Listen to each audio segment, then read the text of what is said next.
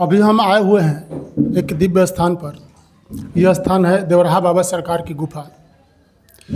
इसके बारे में लोग बताते हैं कि 14 सालों से ये वनवास में स्थान था।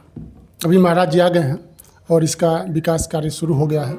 हम भी देखें, पेंटिंग का काम चल रहा है, साफ सफाई सब हो गया है और 29 तारीख को गुरु पूर्णिमा है। बाबा, आप 29 तारीख के लिए कुछ संदेश देना चाहेंगे तो दे दीजिए। जी हाँ।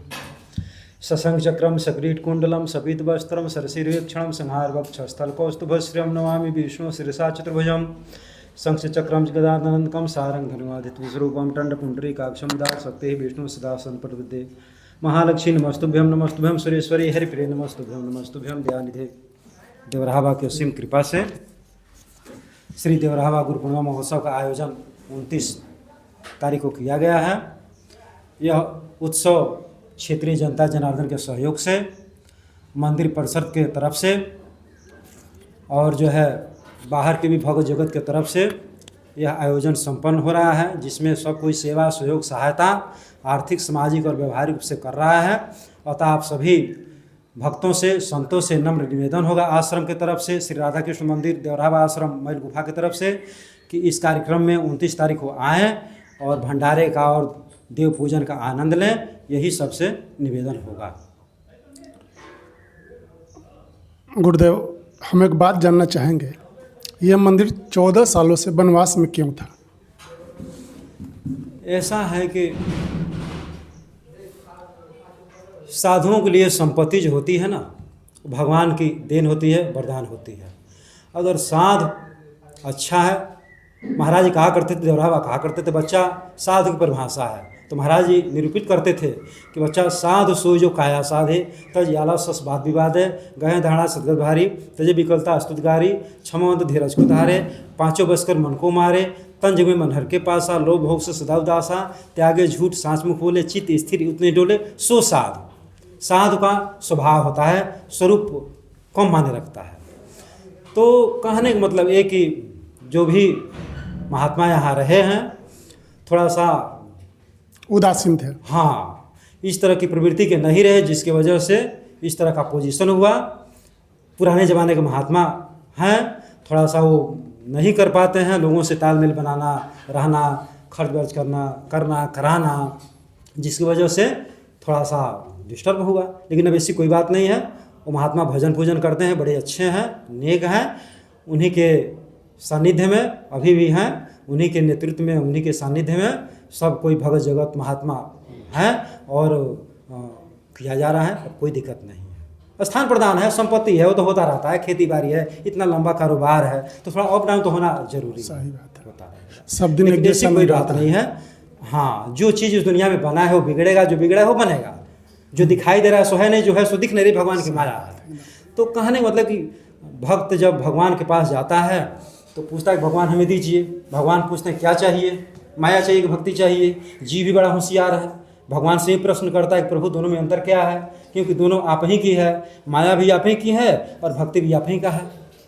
तो भगवान बड़े सहजता से उत्तर देते हैं कि देखो, अगर तुम्हें नाचना हो तो माया ले जाओ, अगर तुम्हें नाचना हो तो माया ले जाओ, और मुझे नचाना हो तो भक्ति ले जाओ। क्योंकि जीव जिसके बस में रहे उसका नाम माया है और भगवान जिसके बस में रहे उसका नाम भक्ति है। तो सब जग को रही नचाए हरि माया जादूगर नहीं, भगवान की माया सबको नचा रही है, चाहे जो भी हो। राजा दुखिया प्रजा दुखिया साधु का दुख दूना, और कहे कबीर सुनो भाई साधु एको घर नहीं सुना। तो कहने का मतलब एक, भगवान को जो देना चाहिए था सो दिए हुए हैं।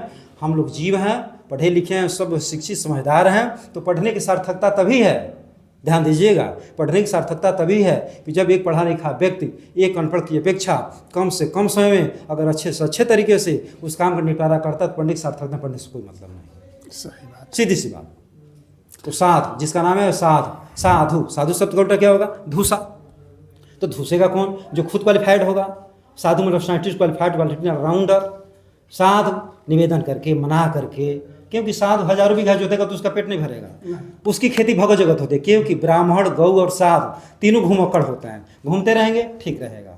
संपत्ति तो अपार है, लेकिन उस तरह से स्वामी जी थे, थोड़ा तेज तरार नहीं थे, जिसकी वजह से थोड़ी दुर्दशा हो गई कुटिया की। लेकिन अब ऐसी कोई बात नहीं है, वो भजन करते हैं, वो अपनी इच्छा से स्वेच्छा से सब भक्तों को लगाए हुए हैं, सब बच्चों को लगाए हुए हैं कि आप लोग करो।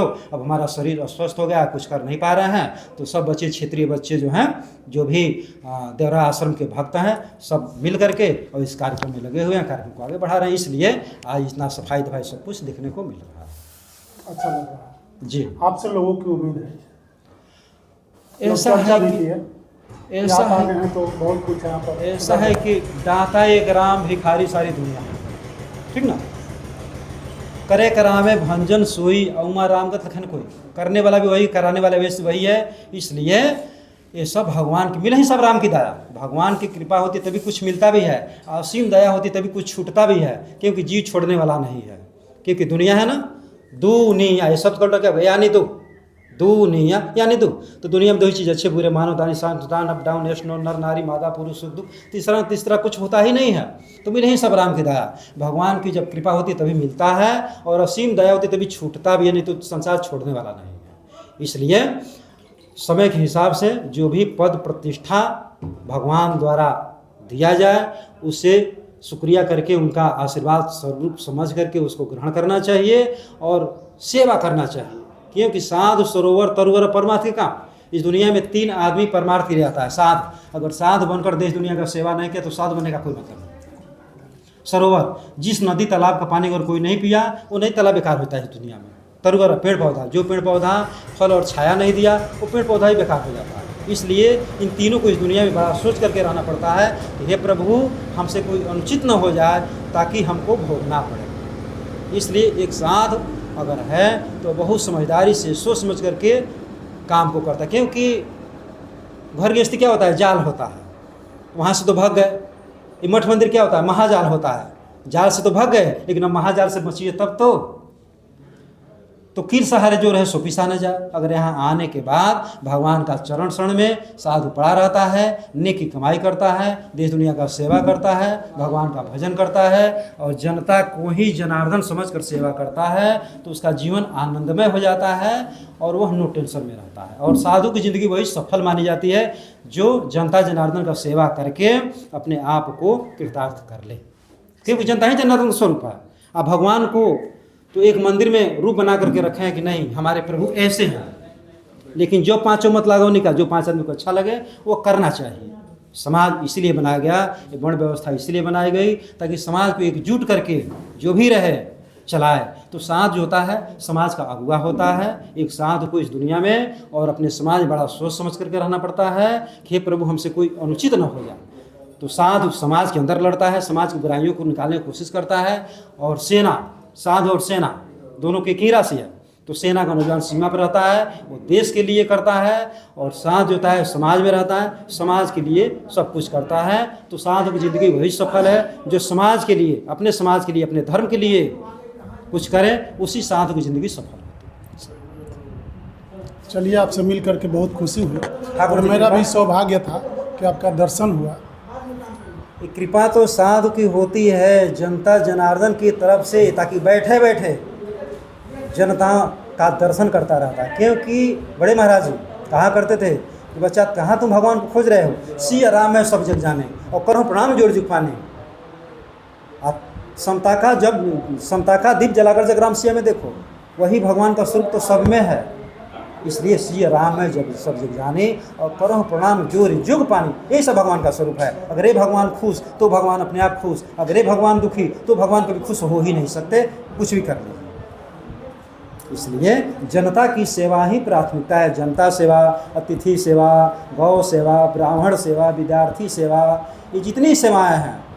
मीरा जी ने बाबा जी से पूछ दिया एक बार कि इतनी ममताएँ हैं, ममताएं जल्दी मरती नहीं हैं, मरी ममता मरे नहीं, मरने के बाद ही ममता का नाश नहीं होता है, फिर क्या करना चाहिए? तो बाबा जी ने कहा कि मरी ममता मरे नहीं, मरने के बाद ही ममता का नाश नहीं होता है। तो सबकी ममता ताग बटोरी और मम पद मन ही बांध बटोरी। ये जितनी ममताएं, सभी ममताओं का रस्सी बना लो और उस रस्सी को परमात्मा के चरण में बांध दो। परमात्मा जिधर जाएंगे खींचते हुए लेकर चले जाएंगे, तो ममता भी समता बन जाती है। इसलिए जनता की सेवा अगर हो गई तो जनार्दन अपने आप खुश हुए। जनता और जनार्दन में कोई अंतर नहीं, इसलिए जनता की सेवा होना चाहिए। हमेशा करेंगे काम की दुनिया याद करे। ये गाना नहीं है, पहले मना कर दिया गा ना मत गाओ। ये अध्यात्म का चीज़ है, सोचो समझो विचार करो, फिल्ट्रेशन करो, वास्तविकता मालूम हो जाएगा। इसलिए संगीत गाने का चीज़ होता है। आपने होमवर्क किया, हार्ड वर्क किया, रात्रि में जब बेड में गए थोड़ा सा एक अच्छा सा गज़ल लगा लीजिए, भजन लगा लीजिए और सो जाइए, नो टेंशन में हो जाएंगे। ये जितने भी आजकल चल रहे हैं ये सब अध्यात्म का चीज़ है। थोड़ा ऑपरेट करके ऑपरेशन करके देखिए तो सब कुछ इसमें प्राप्त हो जाएगा। इसलिए जनता की सेवा होनी चाहिए, जनार्दन अपने आप खुश हो जाएंगे। बाकी तो दुनिया चलती रहती है। हाँ, ये तो दुनिया का झमेला है, मेला है, लेकिन इन सबों के बावजूद भी हम ऐसा करेंगे काम कि दुनिया याद करे। वहाँ भी जाओ तो कहो कि अरे भगवान, आपने हमारी उम्र बहुत कम बनाया, और अधिक बनाया तो मैं और इस दुनिया का सेवा करता। लोग कहते हैं ना कि प्रभु ले चलो, अरे यार वहाँ जाकर क्या करोगे? अगर भगवान को वहीं रखना होता तो फिर यहाँ क्यों भेजे? लेकिन जो लोग अपनी ज़िंदगी से उब गए वो दूसरों को ज़िंदगी में खुशी कहाँ से ला सकते हैं?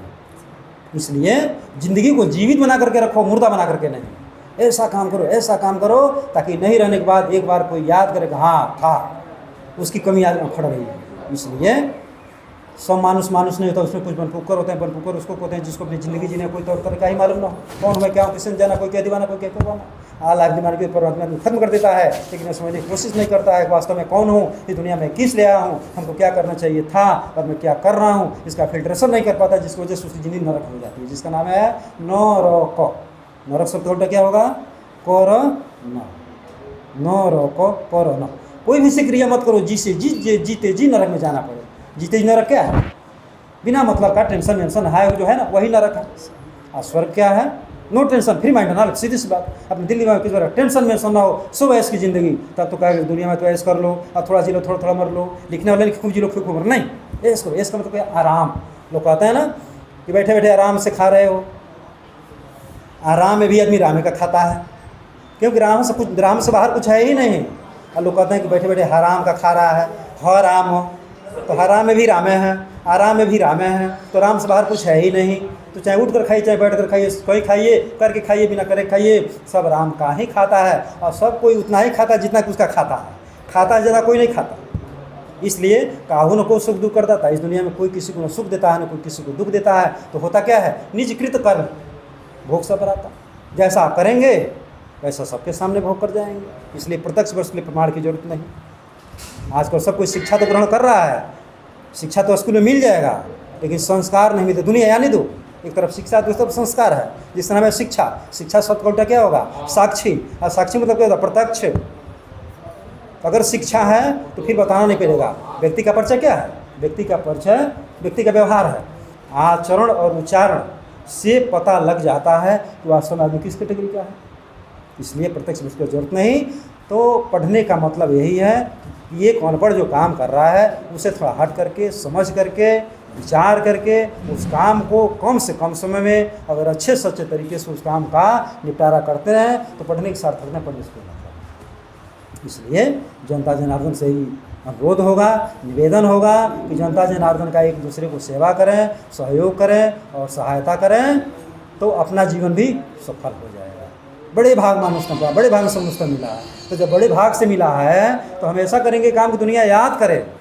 अरे अपने खाया तो क्या खाया, किसी को खिला कर तो देखो। अर्थ नीति से कमाई जा या अनीति से कमाई जा, अर्थ का अंतिम परिणाम अनर्थ ही होता है। इसलिए भरत जी ने कहा अर्थ न धर्म काम रुचि गति चरण निर्माण और जन्म जन्म रति राम पदया वरदान है यार। सुग्रीव जब राम करते करते उग गया तो कहा कि अब प्रभु कृपा करेंगे भांति और सब तज भजन करो दिन राति। और भाई भी खुश हो जाएं तो यही बार मांगो कृपा निकेता बसहूँ हृदय श्री अनुसरिता। तो कहने का मतलब कि इतने बड़े बड़े सूरवीर चले गए, फिर हम सब किस गली के हैं। इसलिए प्राप्त को पर्याप्त समझिए। बड़े महाराज कहा करते थे देवराबाई महाराज कि बच्चा प्राप्त को पर्याप्त समझो, जो है बहुत है। जितना तुम दिए उतना ही मिलेगा, उससे ज़्यादा मिल ही नहीं सकता। लेकिन हम लोग जीव न हैं, जहाँ दिमाग लगाना चाहिए उससे दिल लगाते हैं, और जिससे दिल लगाना चाहिए उससे दिमाग लगाते हैं, उल्टा कर बैठते हैं। तो बड़े महाराज कहा करते जब माजा तूने मारा तो मुसीबत कौन झेलेगा? झेल। बड़े बड़े अधिकारी जब आते थे सस्पेंड होकर के इसी वाले मंच पर, कहते थे सरकार कृपा किया जाए, तो महाराज ऐसे ही कह देते थे बच्चा निजकृत कर्म भोग सब बराता। किसी का दोष नहीं, जाओ सीताराम करो, देश दुनिया का सेवा करो। महाराज के यही आशीर्वाद होता था, जाओ देश दुनिया का सेवा करो और सत्कर्म करो, ताकि तुम्हारा लोक परलोक दोनों सुधर जाए। इसलिए कहीं भी रहिए आचरण और उच्चारण बना करके रहिए, ताकि अपना भी कल्याण हो और दूसरों का भी कल्याण हो। इसी के साथ